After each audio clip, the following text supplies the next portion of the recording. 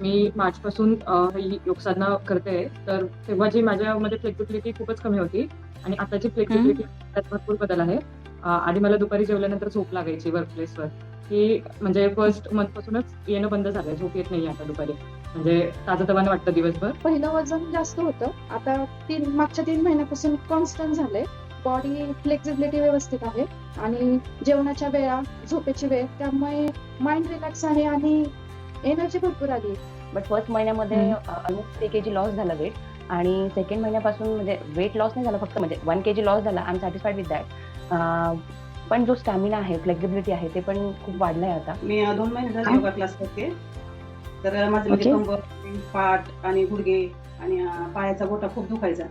त्याच्यामुळे मला खूप फरक पडलेला आहे आणि मी कंटिन्यू रोज योगा करतेच.